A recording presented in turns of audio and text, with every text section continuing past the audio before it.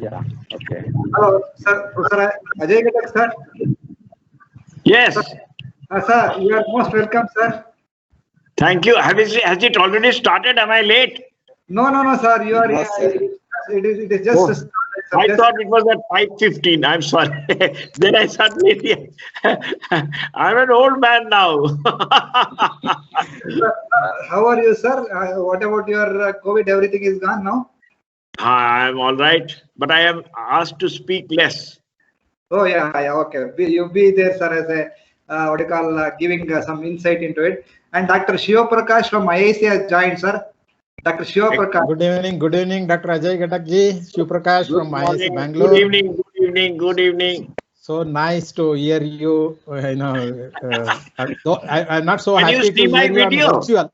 We will meet. No. We will meet once COVID goes, either in Delhi or Bangalore. We'll all meet once. You cannot see me, right? You Yes, cannot sir. see me. I heard so much about you.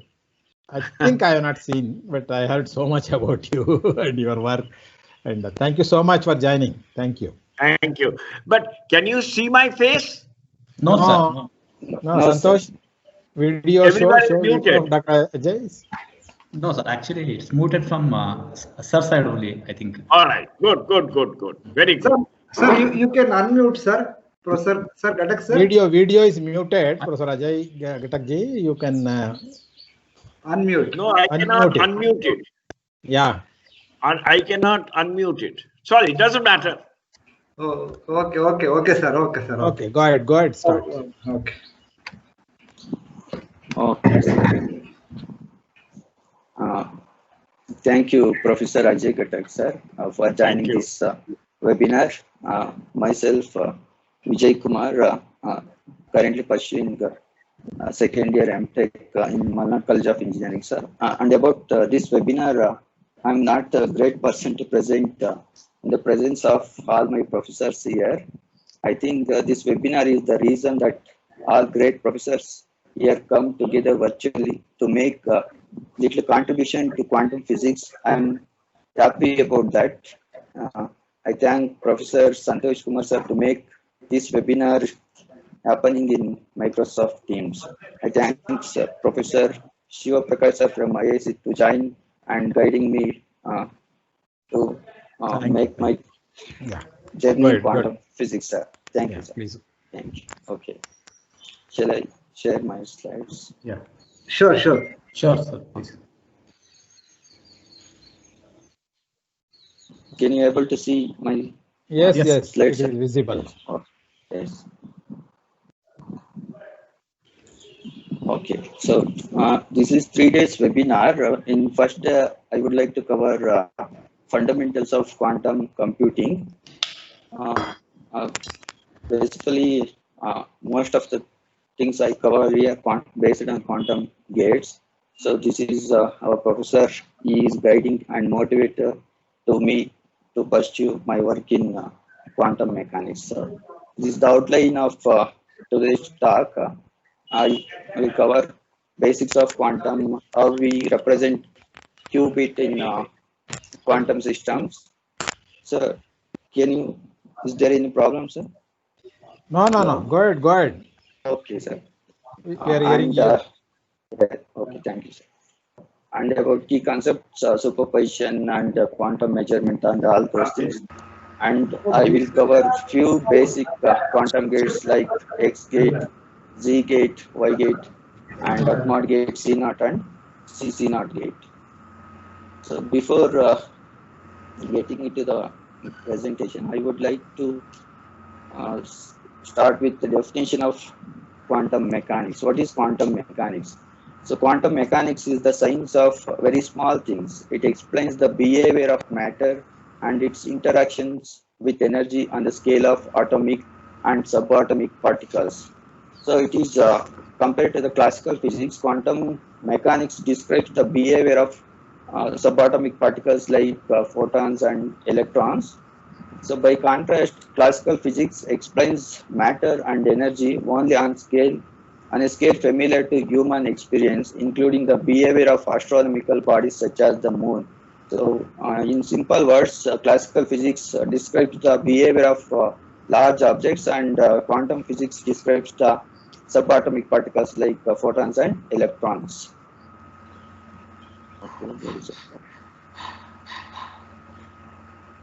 Okay, so and I would like to present some of the few gates of quantum gates. And what is a quantum computer? Quantum computer is a machine that performs calculations based on the laws of quantum mechanics, which is the behavior of particle at the subatomic level. The quantum computer is basically constructed using quantum mechanics laws, and it may uses photons or electrons like that. Okay. Why quantum mechanics is trending now? If you look at the Moore's law was born in 1965 as a claim that the number of transistors per chip roughly doubles every 18 to 24 months. That is, on one hand, this results in faster and faster processors, fulfilling the dreams and expectations of academia and industry and consumers.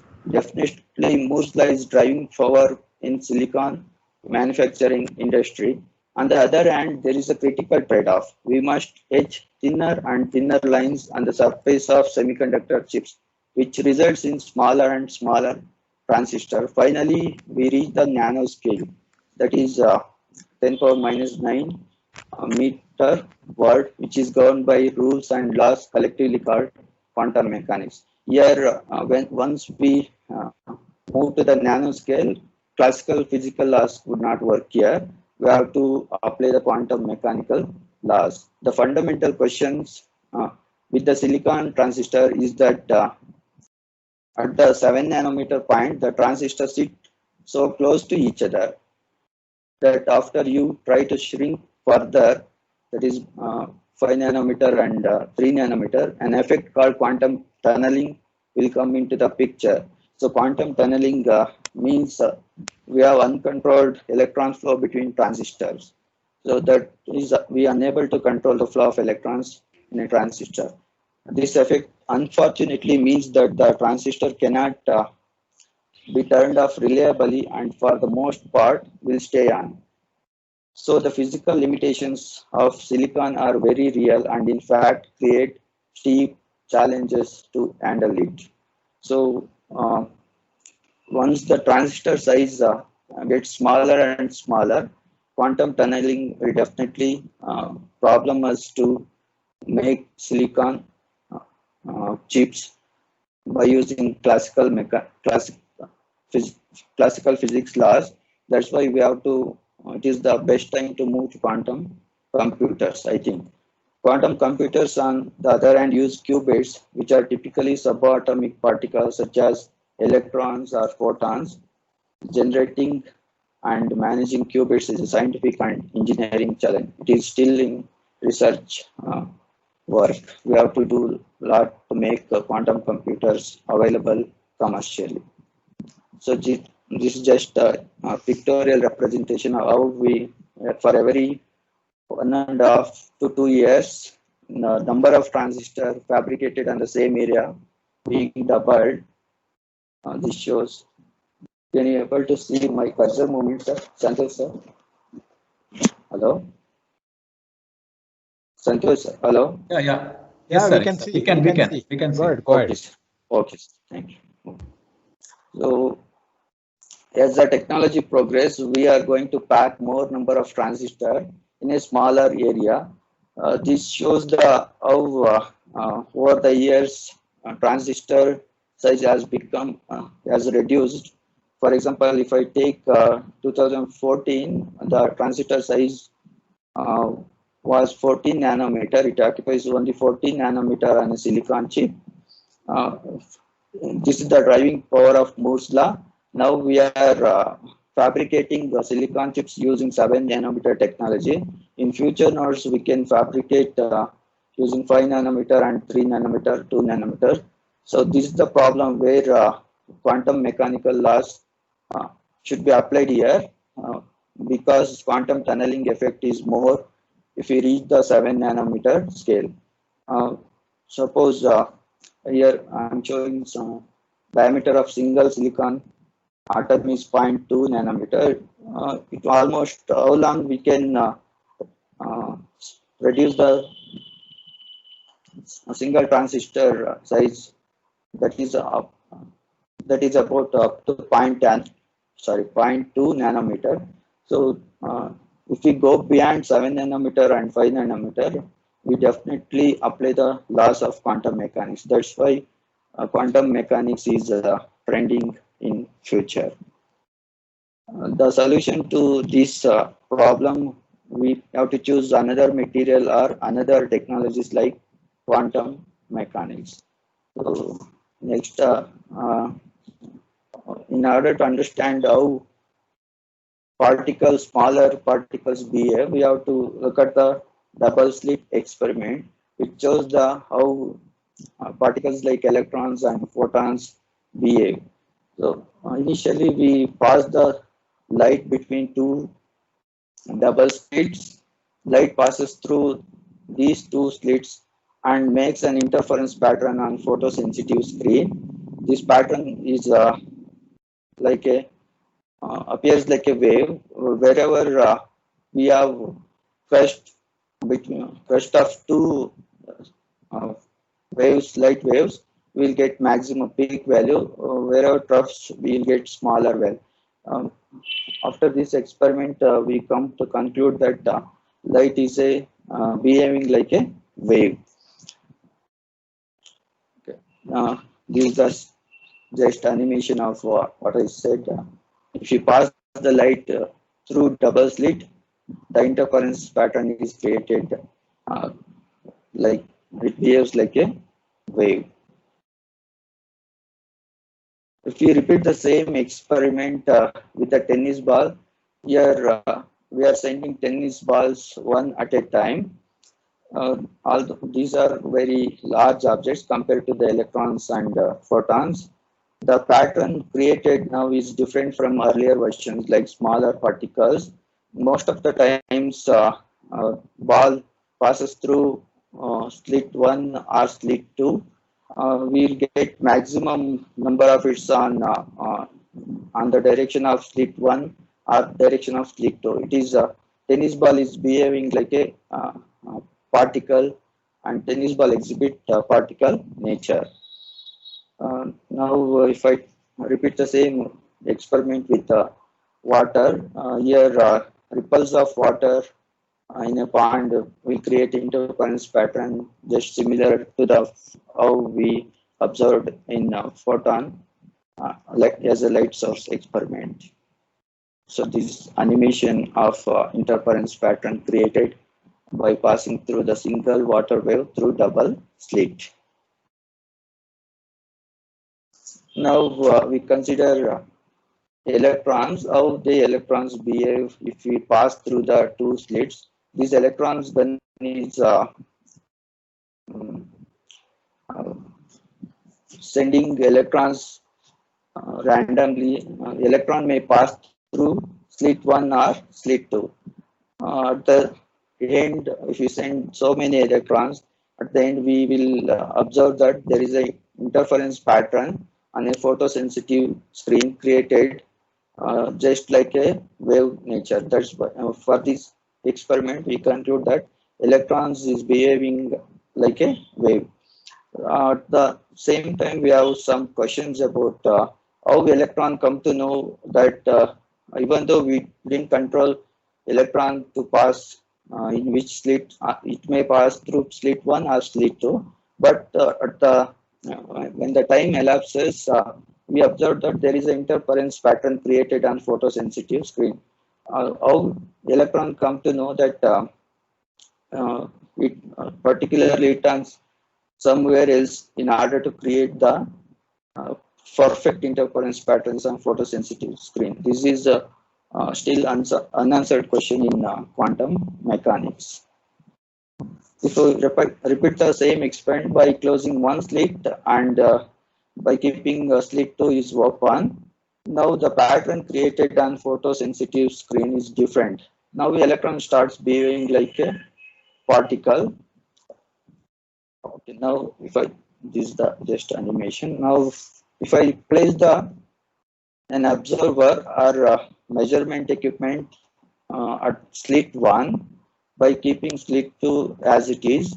Now the pattern created on photosensitive screen is different from earlier version. Even though slit 1 and slit 2 both are open, but we just kept an observer at slit 1 in order to measure in which slit electron is passing. The moment electron passing through the slit 1, the observer records the electron is passing through slit 1. So that's why it is 100% probable that electron is passing through slit 1. If it is not passing through slit 1, definitely it passed through the slit 2. If we make measurement or observation, the now electron starts behaving like a particle. This is the same interference pattern or same pattern we have got in tennis ball experiment. So after this, we can conclude that electron behaves like a both particle as well as pattern. So this is just animation. If we place the observer in any one slit, the electron behaving like a particle. In the absence of observer or measurement, electron is behaving like a wave. Suppose if I place the detector at the slit 1, but this time we are not going to measure anything, or we are not going to observe in which slit electron is passing, but the device is kept at slit 1 only, but this device is not measuring in which slit electron is passing. Now the pattern created on photosensitive screen is same as when we open two slits and shoot the electrons towards the photosensitive screen. So after this, this is how electron behaves without measurement or without observation. So this is just animation of how large particles create interference pattern on screen. Now particles are moving and the pattern is created. It is just like tennis ball pattern. If I move the waves like water waves, it will create interference patterns peak at the center. Okay. This is how wave. Now, if I pass through the quantum object like electrons or photons, electron may pass through slit 1 or slit 2 or both the slit at the same time. It is very difficult to identify in which slit electron is passing, but it makes interference pattern just like a wave.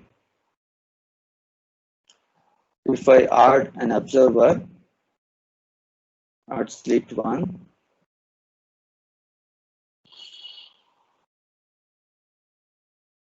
now we can easily identify in which slit quantum particle is passing through.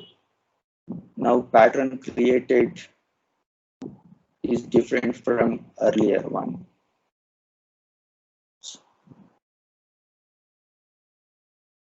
Now the electron, some scientists said that electron behaves like a both particle and wave, so it may be called wavicle. Now we come to the qubit representation. In order to build a quantum computer, we need to qubits. In classical bit, we call it as just a bit. In quantum computer, the same bit is called as qubit. Qubit can be derived from earlier experiment, that is double slit experiment. Qubit is equal to alpha. This is the probability of associated with slit electron passing through slit 1. Beta is probability associated with electron passing through slit 2. We can replace slit 1 and slit 2 with bit 0, bit 1 or get 0, get 1. Alpha and beta are probabilities associated with electron or any quantum particle passing through slit 1 or slit 2. Suppose if I place the instrument to measure in which slit is electron passing. That is, if I observe slit electron is passing through slit 1, the alpha becomes 1. That means 100% probable that electron is passing through slit 1. At the same time, beta becomes 0. That means electron is passing through slit 1. It is not passing through slit 2. If you add probabilities by squaring them alpha and beta, we will get 1. Qubit can be represented by using Dirac or Ket notation. This wave function psi, same alpha Ket 0 plus beta Ket 0. The probability, if I square and add these probabilities, we will get 1. Obviously, the maximum probability of is always 1. We can also represent qubits in vector notation. For Ket 0, it is 1, 0. For Ket 1, it is 0 and 1. For Ket 0, that means 100% probable that we'll get qubit 0. That alpha becomes 1 for Ket 0 and beta becomes 0.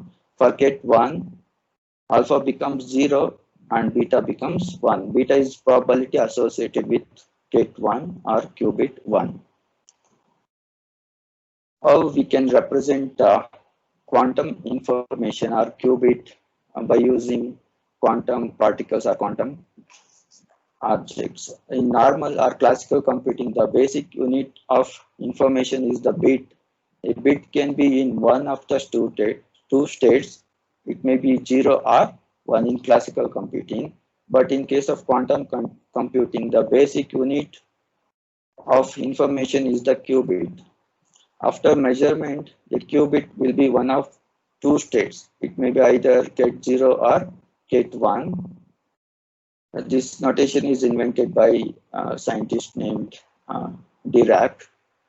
States of a qubit can be represented by entities which resolves two states, such as any qubit can be represented using a photon or electron or atom.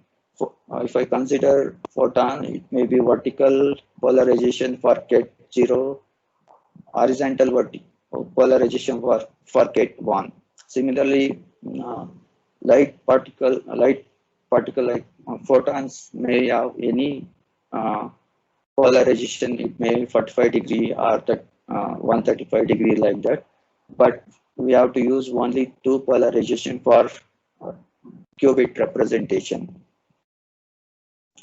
If similarly, we can use electron for qubit representation.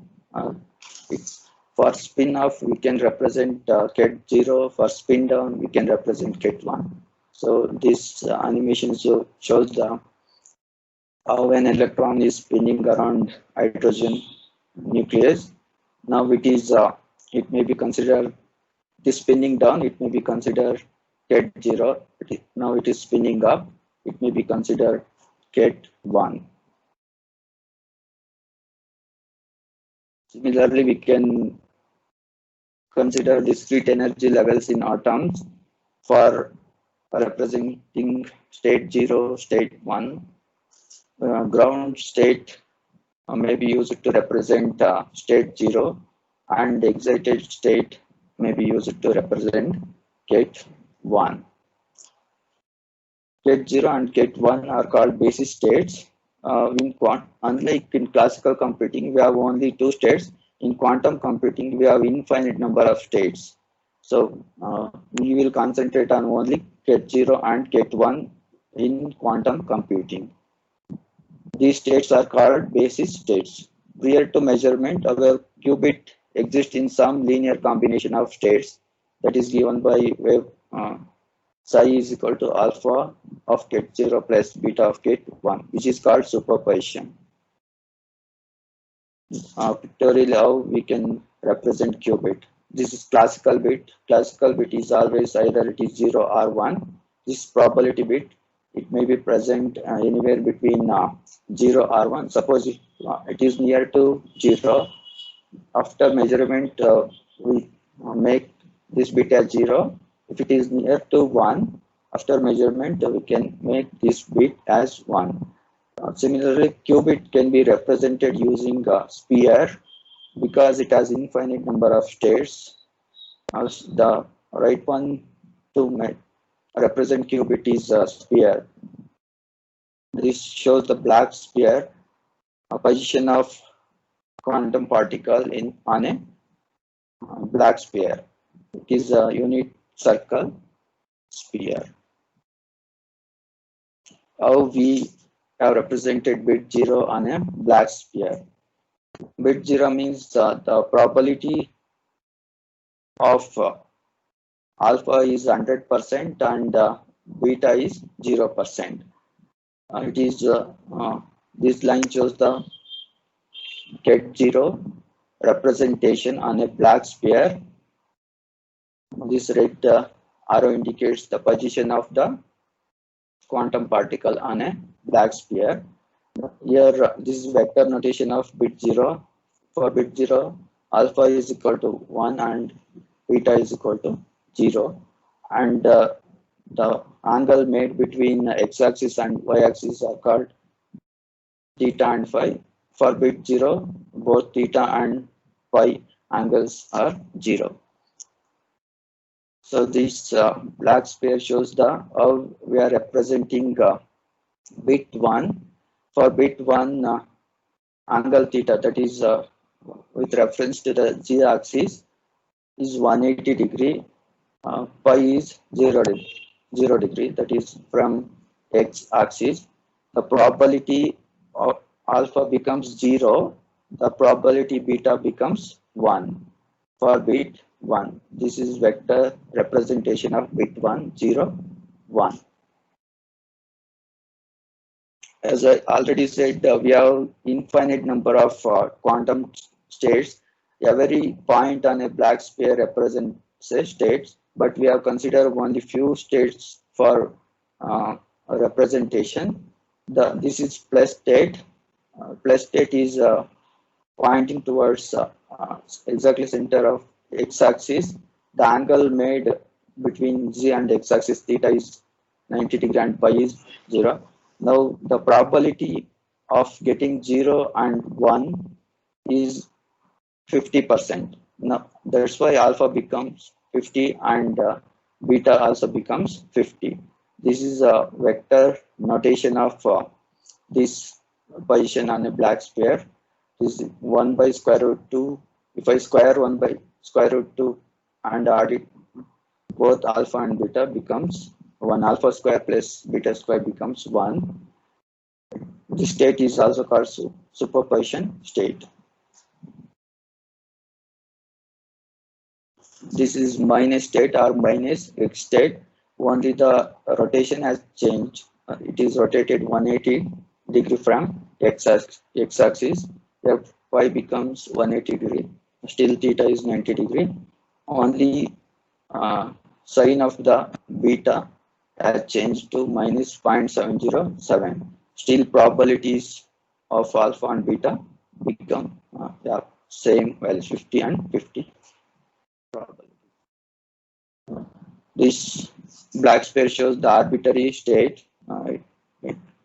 For this state, the alpha value, that is the probability of getting ket 0 is 92%, and the probability of getting ket 1 is only around 8%. Because this point is very close to the z-axis, this z-axis used to represent the ket 0.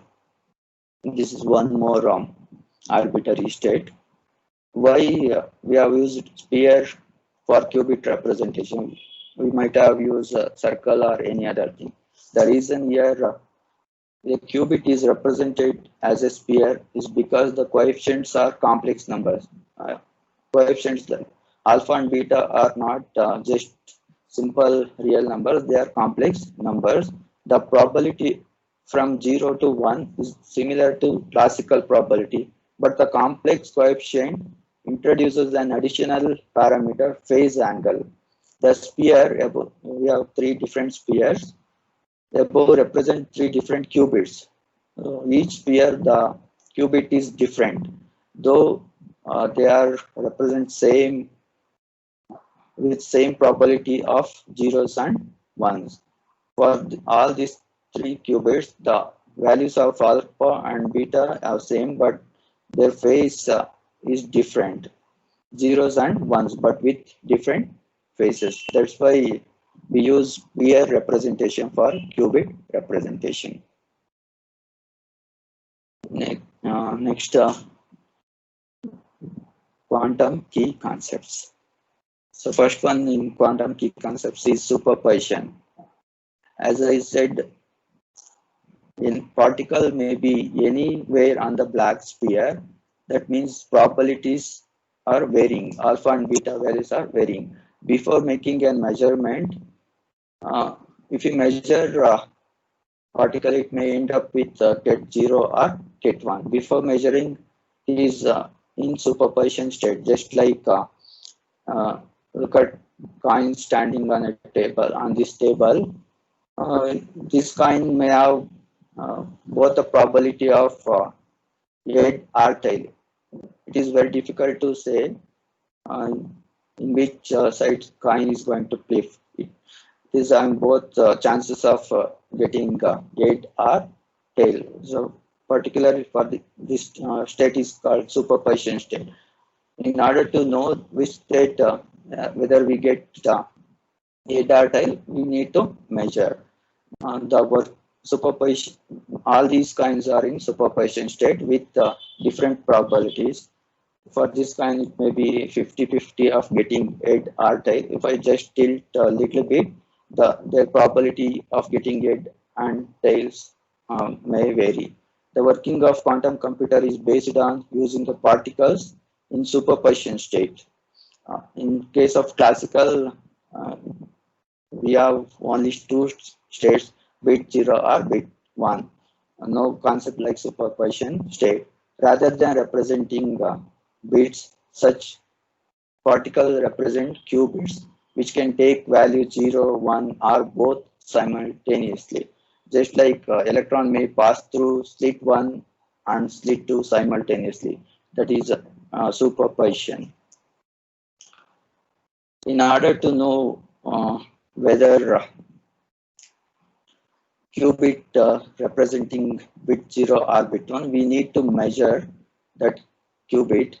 That is called quantum measurement. If I measure superposition state collapses and giving a measurement. Measurement is only one state x of the superposed state.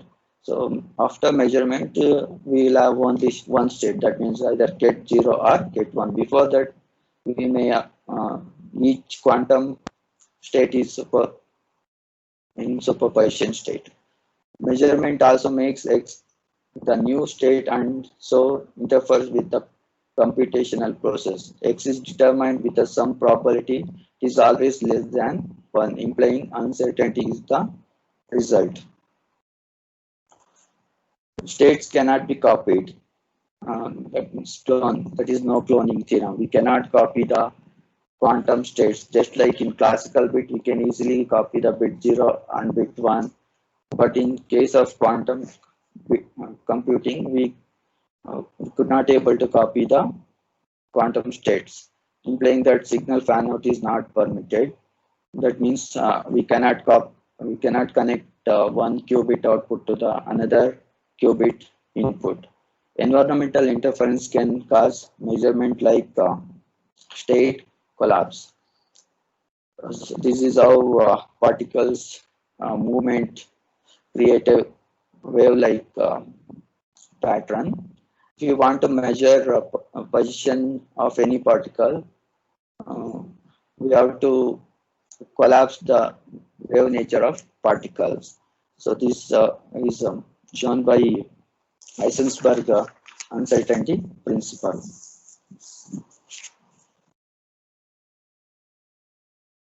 Next quantum key concept is quantum entanglement. The two particles are entangled. Quantum particles are entangled. When the two states of two qubits is entangled, an operation that affects one of them, measuring it also affects the other qubit. If two quantum particles are entangled, if something is happened to one particle, definitely other particles also disturbed. This entanglement leads to some truly hard to explain quantum effects, such as the Einstein-Podolsky-Rosen, famously called as EPR paradox. Suppose if you take two entangled qubits and give one to Alice and one to Bob, they move far apart. After entanglement, if you separate them, now if I measure the Alice, the state of a qubit maybe suppose he measures state 0, the Bob also measures the same thing. That means if state of Alice changes, instantly state of Bob also changes. This means two quantum particles are entangled, even though they are separated light years ahead. This seems to imply that it is possible to communicate instantaneously across any distance that is faster than the speed of light. This violates the laws of physics. In fact, it turns out that even though this action at a distance seems to happen, it cannot be used to communicate. So we cannot use quantum entanglement for communication purpose, but we can use it for quantum teleportation, dense coding, and key distribution, and some other applications. So this is the Einstein photo I used here. Most of the quantum beginners uses this photo. Next, I try to illustrate the quantum entanglement using two different particles. These are quantum particles. One particle color is white, another particle color is red.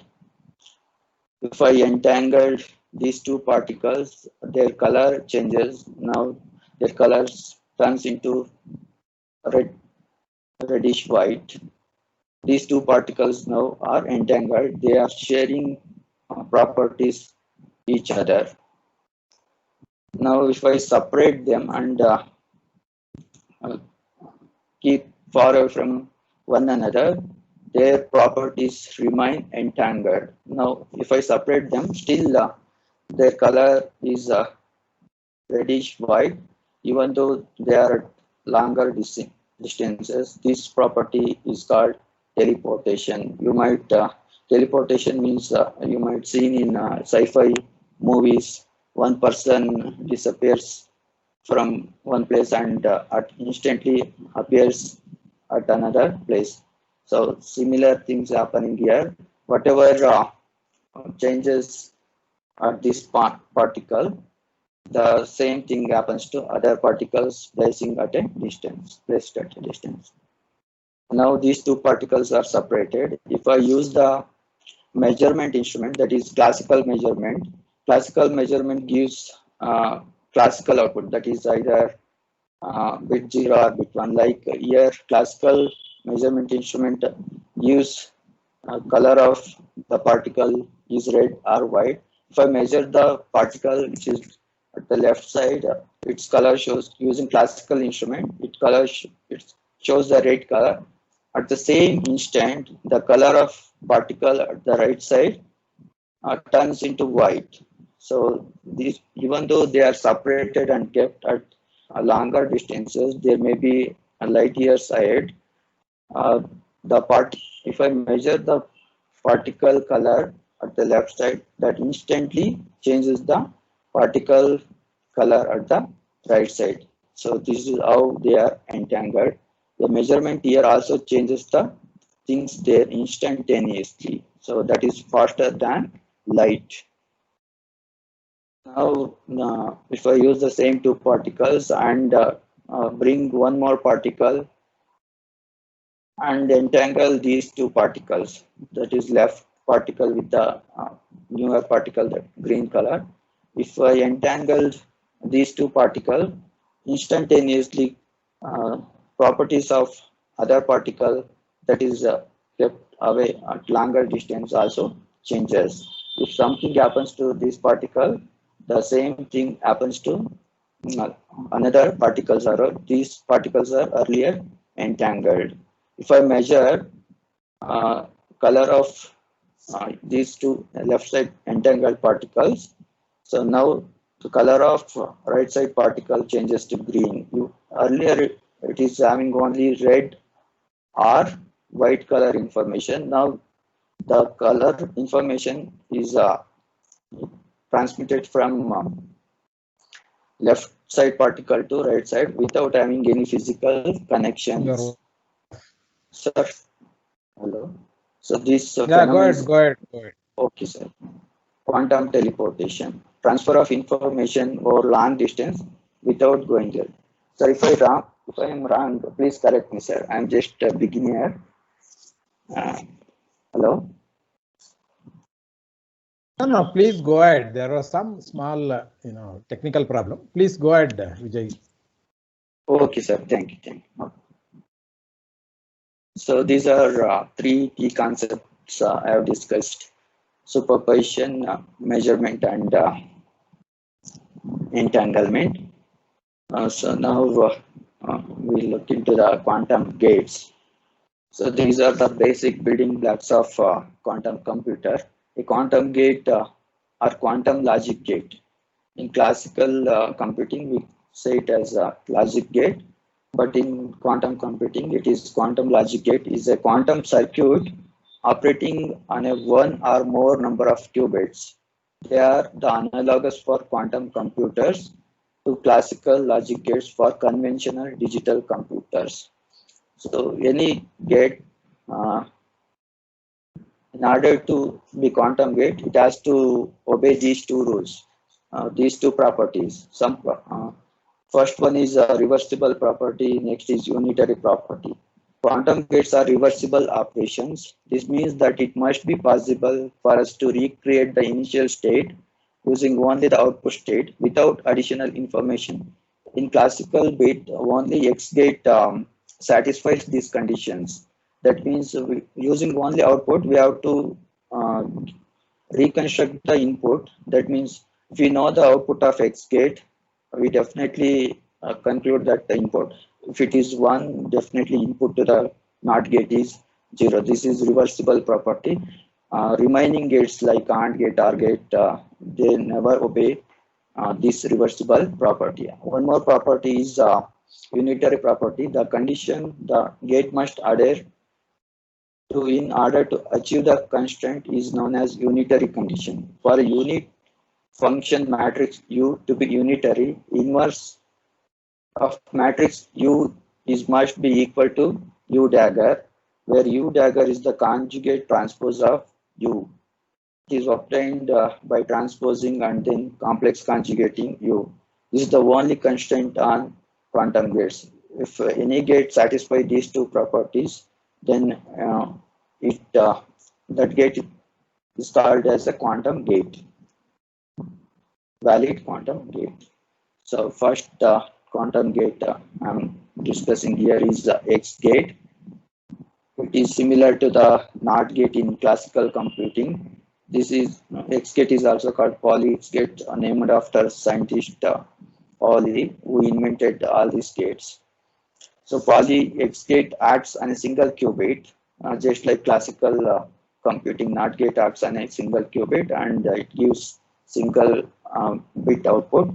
It is the quantum equivalent of NOT gate. For classical computer, it equates to rotation around the x-axis of black sphere by pi radians. For X gate, if I give the ket 0, output is ket 1. It's similar to the classical NOT gate. For classical NOT gate, if I give input 0, we will get output 1. For Pauli X gate, if I give input ket 1, we will get ket 0 as output. Each quantum gate is represented using Pauli X matrix.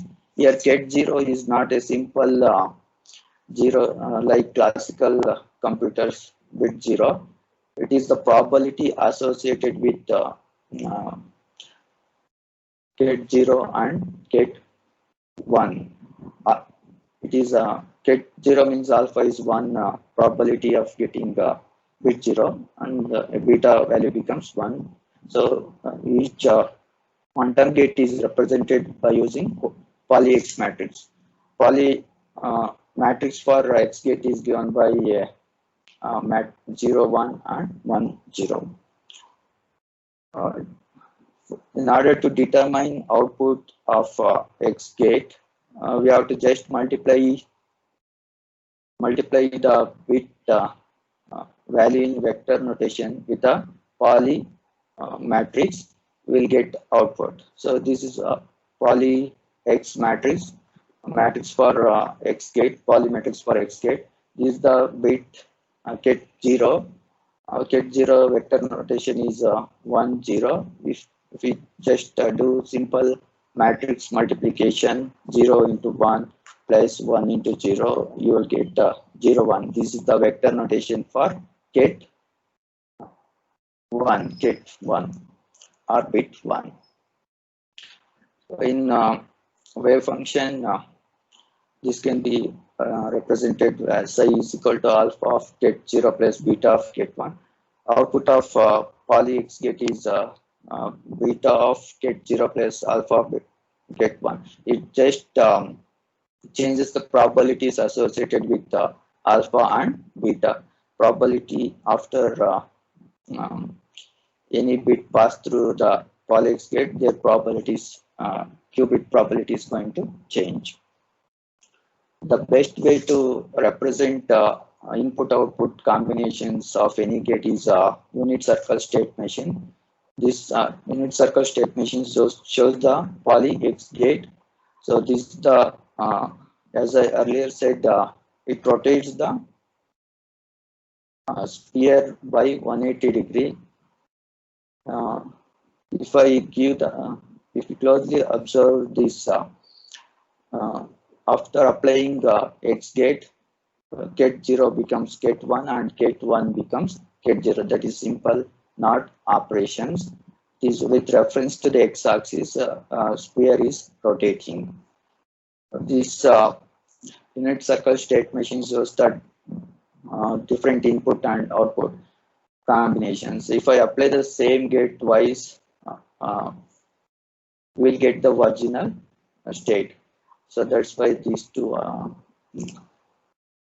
this is a ket 0, sorry, ket 1.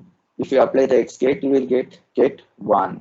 If I apply the X gate for plus state, this along X axis we'll have plus state. We'll end up with getting plus state only. The state of plus will not affected by X gate. So that that is rotation along the X axis. That's why plus state will not change. So remaining things, if this is minus of minus state, after applying X gate, you will get minus state. This is one of the superposition state. I have taken one example of output changes. I have taken, this is poly X matrix, ket minus of ket 0, that is represented by minus 1, 0. For ket 0, it is 1, 0. It is minus of ket 0, that's minus 1, 0. If I do multiplication of these two matrices, we will get 0, minus 1. That is minus 1 state, minus 1 ket 1 state. So similarly, we can do all other input-output combinations. Next gate is G gate. G gate is also called a phase shift gate. It changes the only phase of the qubit. It will not change its state. Suppose input to the Q poly G gate acts on a single qubit.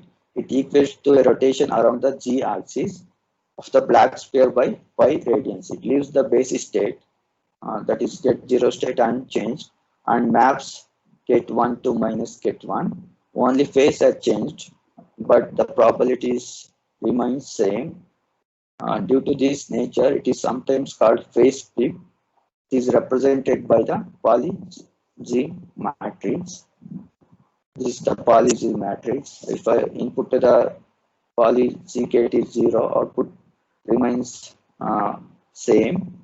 If it is 1, output becomes minus gate 1. Similarly, if we can find out the output state, if we know the input, here we are considering gate 1, that is bit 1. If I multiply this bit 1 with the poly G matrix, we will get minus of 0, 1, that is minus gate 1. This is how poly G gate rotates black sphere by 180 degree along the Z axis. If we look at the red arrow, that even after rotation, that remains in the same position. That means gate 0 is unchanged. For gate 1, it is rotated by 180 degree.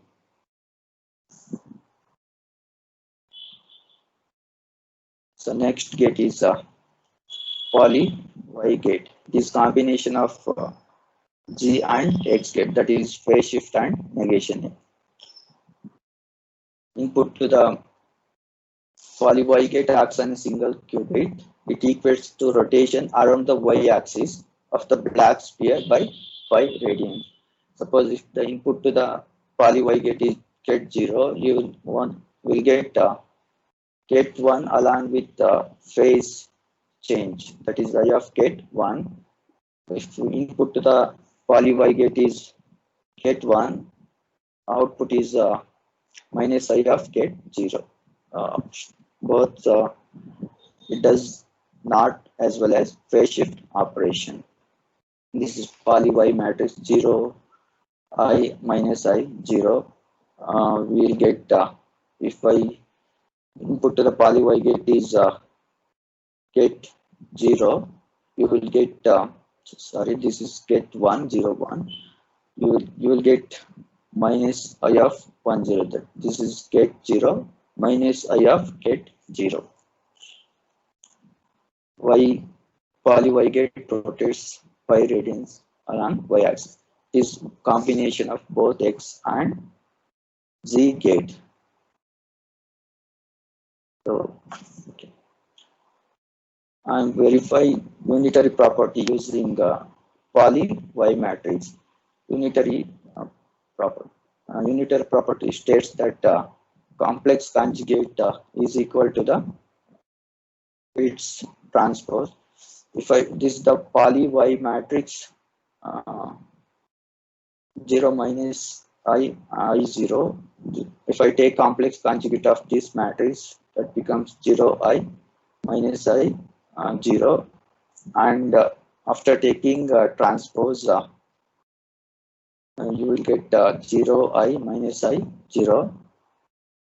So now we have to consider inverse of poly matrix. That should be equal to the complex conjugate after taking transpose.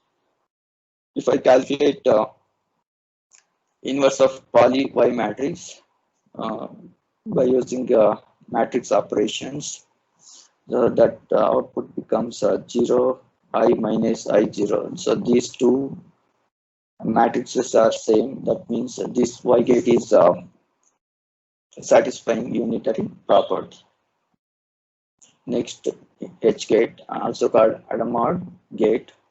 Hadamard is the scientist name who invented this gate. Hadamard gate acts on a single qubit. It maps basic state. If it is 0, it brings the state to the superposition state. So output of, if I apply the gate input gate 0 to the H gate, we will get gate 0 plus gate 1 divided by square root 2. It is superposition state. That means we have same probability of getting gate 0 and gate 1. Similarly for gate 1, only phase has changed, but probabilities remains unchanged. Here shows the rotation between G and Y axis. It means that the measurement will have equal probabilities to become 1 or 0. That is, it creates superposition state. So any state other than 0 or 1 is called superposition state. Only we will arrive either bit 0, bit 1 state after measurement. It represents a rotation of x plus g by square root 2. This is a rotation along between x and g on a black sphere. Equivalently, it is the combination of two rotations about the g axis, then by pi by 2 about the x axis. This is the Pauli H matrix, 1 by square root of 1, 1, 1, 1. If I apply the H gate twice, we will get, if I apply the H gate to 0, you will get superposition state. Again, if I apply odd mod gate, you will get 1. So these two operations together do not operations. This unit circle representation of H gate. If I apply the H gate to get 1, you will get minus state. For get 0, you will get plus state, plus x state. These two are superposition states. Next gate is C0 gate. This two input quantum gate. It is also called a controlled NOT gate or CX gate. Controlled NOT gate operates on 2 qubits. Gates like X, Y, Z are all are single qubit gates. C0 gate is a 2 qubit gate. It performs the NOT operation on the second qubit only when the first qubit is 1. Suppose if the first qubit is 0, the second qubit remains unchanged. The second qubit is changed only when the first qubit is 1. Otherwise, it leaves unchanged. So these are if both inputs 0, 0, you will get 0, 0. If it is 0, 1, you will get 0, 1. If it is 1, 0, the first qubit is 1, then it changes the second qubit to 1 also. So that's why 1, 0 becomes 1, 1. Here also first qubit is 1, then it changes the second qubit 1 to 0. 1, 1 becomes 1, 0. This is circuit representation of C0 gate. Here we have target and control. So these are two inputs. This truth table A, B, just like classical gate system, we have different combinations 0, 0, 0, 1, 1, 0, and 1, 1. Here control bit is B and target bit is A. If you look at the output, whenever control bit is 1, target bit is flipped. That means it's if it is 0, it becomes 1. If it is 1, it becomes 0. In first combination 0, 0, control bit is 0, then target bit remains same 0, 0. Whenever control bit is 1, the target bit is flipped. In this case, second case, control bit is 1. That is B, input to the B is 1. So target bit is flipped. A is 0 and the output becomes 1. So similarly, in third case, control bit is 0. So that's why target bit remains unchanged 1, 0. In last case, control bit 1. So that's why target bit is flipped. Target bit input is 1. That after applying C0 gate, we will get 0. So this is C0 gate matrix. So these two 0, 1, 1, 0 represents flipping of a bit whenever the control bit is 1. So this is similar to the almost XOR operation in classical gate system. In this slide, I am checking the reversible property of the quantum gates. Reversible property means if we know the output, we easily reconstruct the input. So this is the truth table of CNOT gate. We already discussed this.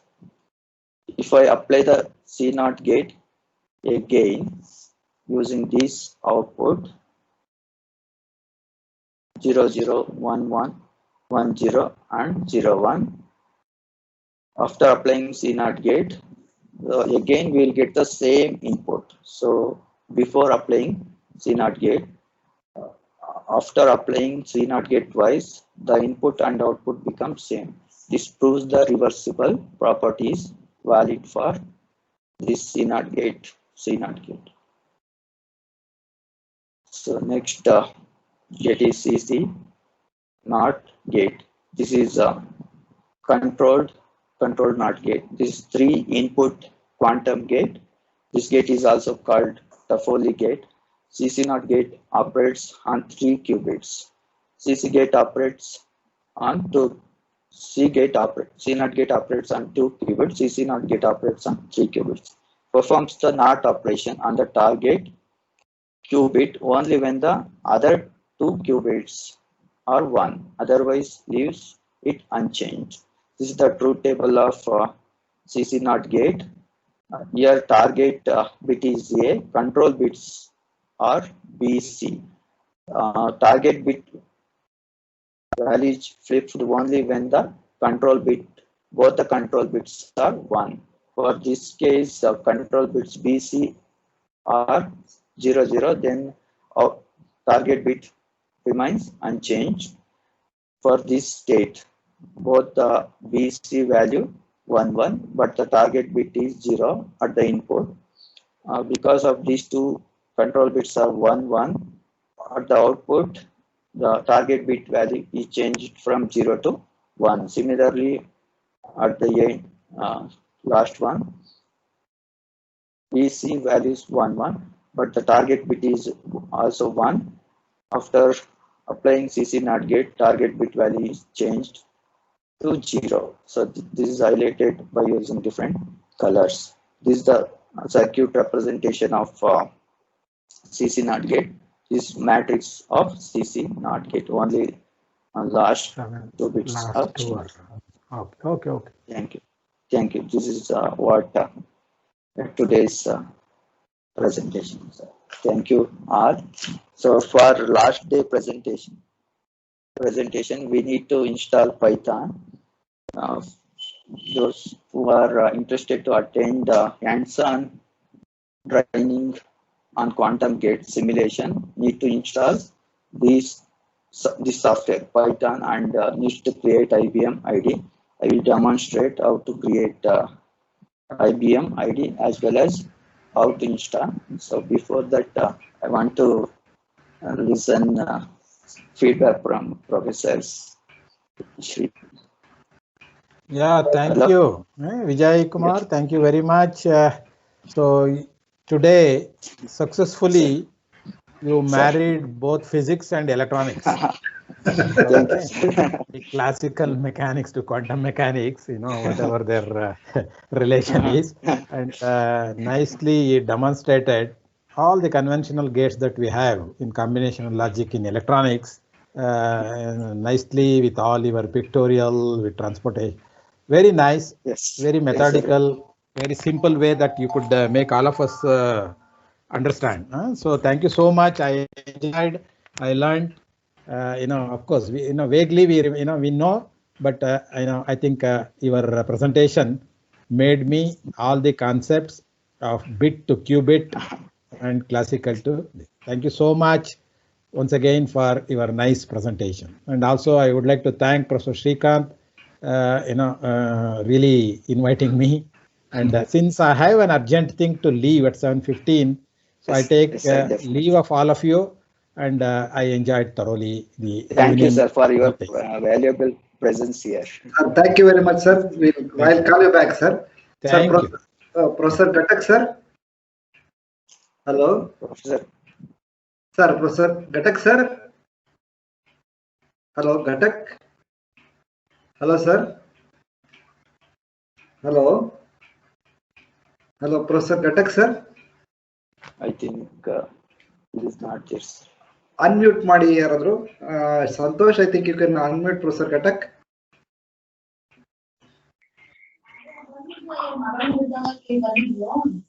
Hello. Hello. Unmute Professor Ghatak. Sir. Hello. Please unmute Professor Ghatak. You can. Hello. Sir. ಹೇಳಪ್ಪ. I can't unmute myself, sir. Hello. Okay, Hello. Okay. So anyhow, I'll once again I'll be calling Professor Ghatak. Hello, ಕೇಳಿಸ್ತಾ ಇದೆಯಾ? Vijay Kumar? Yes, sir, I'm here. We'll see. This is the problem with Teams. Always it gives trouble, no? Santosh? Yes. When many times we are facing this kind of trouble repeatedly. Okay. And I want. You have dialed is currently. Ghatak is on another call. We'll wait for some time. Can we wait? Yes, sir. Shall I? Santosh. Yes, sir. Yes, sir. I'm audible, sir. You are audible. Yes, sir. You are audible, and have you? I mean, time limit is increased. It's Okay. now 7:16, sir. 7. Hello. Yes, sir. It has been increased, sir. Okay, then Increased to 8. No, we'll wait for Ghatak, sir, and finally we'll conclude it. It has We'll been wait- increased to 8, sir. 8 Eight, PM. okay, very good. I'll be, yeah, I think Professor Ghatak will come, I think. Hello, sir. Hello. Professor Ghatak is there? Hello, madam. Hello. Sir, you can come, sir, now. It is concluded. I want your input, sir. So, please unmute, sir. Unmute and come, sir. Unmute in the Teams. Hello, please unmute, sir.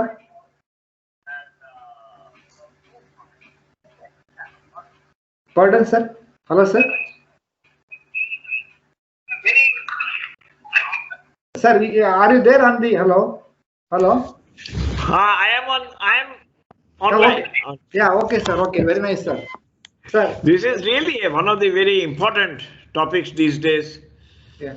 But I'm not an electrical engineer, so I understand qubits, superposition of states. लेकिन उसको कैसे measure करते हैं? I understand entanglement. Shrikant, Yeah. can you hear me? Yeah, sure, sir. Yeah, Can I'm you hearing hear you. me? Yeah, sure. I'm hearing you, sir. Hello. Yeah. Hello, sir. Hello. I'm hearing you, sir. I can't hear you. Yeah. Oh. Can you hear me? Yeah, sir. Oh, sorry. My volume was down. So. Acha, you see, I was just waiting for this to finish, but my wife has to go to a doctor, so I have to take her. So, Sure. but I don't know how these experiments by Zeilinger. I heard a talk by Zeilinger just a few days back. It was awesome, but that ये experiments कैसे करते हैं? I want to see that. I want to understand that. Yeah. But it is a very important, very relevant topic, and I'm so glad that you are pursuing this. Sir, we are fortunate enough to have you as a guest today, sir. We are very fortunate. No. It is my pleasure. It's my pleasure to be here. Yeah, but he has done very well, sir. As far as my knowledge is concerned, he is doing very well, sir. Vijay Kumar is doing very well, sir. Excellent. My very best wishes. And ठीक है? So I have to leave. Thank you, I'm sir. sorry. Okay, sir. Thank you so much, sir. Thank you so much, sir. Okay. Okay. Good night, sir. Good night. Hello, Vijay Kumar. Sir, ಇನ್ನೊಂದು demonstration. Hello. I Sir? think now I think we can have a discussion. I think most of you can join tomorrow. Huh? Yes, sir. Before that, Yeah. they need to install some softwares. ಹೇಳ್ಬಿಡಿ. ಹೇಳಿಲ್ಲ sir ಅದನ್ನ. Okay. Okay. Yeah, please be there. Please be there. Yeah. I will show. Slide share ಆಗ್ತಿದೆ ಅಲ್ಲ sir? ಆಗ್ತಿದೆ. First one is they need to install Python. In order to install Python, they have to visit this link. I will share this link in Teams. Before I will demonstrate the same thing here. Just copy paste. Google paste. Visit this Anaconda website. Santosh sir, hello. Santosh sir, hello. Yes, sir. I'm audible. Share ಆಗ್ತಿದೆಯಲ್ಲ? Screen share ಆಗ್ತಿದೆಯಲ್ವಾ? Anaconda documentation ಬರ್ತಿದೆಯಲ್ಲ? Sharing. After visiting this link, here they have mentioned the detailed installation procedure. You need to install Python for quantum gates simulation. That's what I think students who are present in this meeting, please note down these steps and install Python software. So click on this set down. These instructions are available in Anaconda website. I will share this link in Teams also. Click on download the Anaconda installer. Will redirect to the another. This is open source software. One can easily download and install on your personal computer. Click on download icon. You will have multiple options for different operating systems. Hello, sir. Voice break ಆಗ್ತಿದೆಯಾ? ಇಲ್ಲ continue ಮಾಡು. We are audible. ನನಗೆ disturbance ಕೇಳಿಸ್ತಾ ಇದೆ. Yeah, you are audible. Yes, sir. For Windows operating system, based on your system, maybe 64-bit or 32-bit, click on this, download this file. After downloading, you just install this software. Similar to installation is almost similar to any other software. After installing this Python software, in order to execute simulate your quantum circuit, you need to install one more software, that is QSkit, that is called QSkit. I will show how to install QSkit after tomorrow's presentation. Before that, in order to run your quantum circuit on real quantum computer that is provided by IBM, you need to register and get IBM ID. In order to create IBM ID, you have to follow this link. Okay.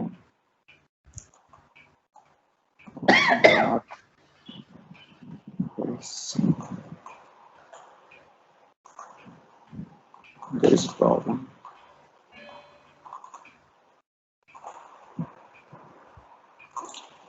Click on this link. It will redirect you to the quantumcomputingibm.com. Here you need to register by clicking on create an IBM account. If you click on this create an IBM account, it will be redirected to another page. This loading. Currently you are not having IBM ID. That's why you have to create an IBM ID by providing your email ID and name, password. These are the things required to enter in order to create IBM ID. After entering all these things, just click on next. Verification email will be sent to your email. So in that email, you will have some numbers. Enter that number here and verify your email and your IBM IBM ID is created. So simple. I request all the students to do these 2 steps in order to simulate quantum circuits using QSKIT. Sir, I am finished. Shrikant sir, hello. Okay, dear participants, anyhow, tomorrow all of you should be today. Those who have come, now it is reduced. Another 10% have reduced. Tomorrow you please come, and whatever Vijay Kumar says, you please download it, and once again you can practice it. Anyhow, he is giving hands-on. It's very nice that Vijay Kumar is doing these kind of things. And tomorrow you please come prepared for what you call hands-on. And once again, I think the thing I would like to conclude, because many of them have got guests have gone, and it is wonderful that Ajay Ghatak is the pioneer in the field of optics, and especially in quantum. He was so much interested that my student is doing, and excellent job, Vijay Kumar. You are really fortunate to have a guest like Professor Ghatak, especially he works in the area. And also I would like to thank many thanks to Dr. NC Shivaprakash. He patiently was hearing, even though it is not his subject. Right from the word go, he was there till the end. After you finished, thank you slide, he went really with a lot of good inputs he has given. He told that the presentation is wonderful, and also you may be my student, but the first the presentation what you have given is wonderful. Definitely in the days to come you will become really excel in the field of quantum. I know that one. And provided you should put you are putting your effort, and I think Santosh Kumar really I must thank Santosh Kumar, because he has made this webinar very successful, and with lot of technical glitches, and he could able to manage. But still there are 60 to 70 participants that they're not able to access it. That is a very sorry part of the story. I think there were 136 registered. Many are not able to come to these teams. Santosh, any problem with the teams? Santosh, always. Santosh Kumar. Hello. Yes, sir. I don't know. Maybe. This is actually Srinivas sir not able to enter. Dr. Pradeep Sarkar not able to enter. Authentication is required. And many problems with teams. I think it is high time that we should tell our authorities not to, at least to go for one more software. In Santosh Kumar? Yes, sir. Maybe. Yeah. And I think because Shivaprakash was there, no, he is a person who is, he has felt it. Not only this time, even during our academic audit, and also what is that one? National education policy. There also he encountered a lot of problems. Is it not, Santosh Kumar? Yes, sir. Yeah, he knows, because he's an advisor to our this one. And Santosh Kumar, I really appreciate your enthusiasm to really being an organizer of this one. I really appreciate him, because without him it would have been a little bit tough, because there are a lot of technical glitches. Even he could able to overcome that one. 100% it was not possible because of our team's problem. Okay, so let us I think you can stop now. Can we leave up, Santosh and Vijay Kumar? Stop recording. Any question, we'll take any questions from the audience? Yes, anyone? Definitely. Yes, sir. No, I would like to thank Chalana. Chalana being the chair of IEEE Photonics Society and chair of IEEE. Chalana? Yes, sir. What is your comments, Chalana? You have any doubts? No, sir. It was wonderful. Okay. Sir, since sir said from very basics, it helped us. Whatever. Okay. Thank you, Chalana, for your participation and your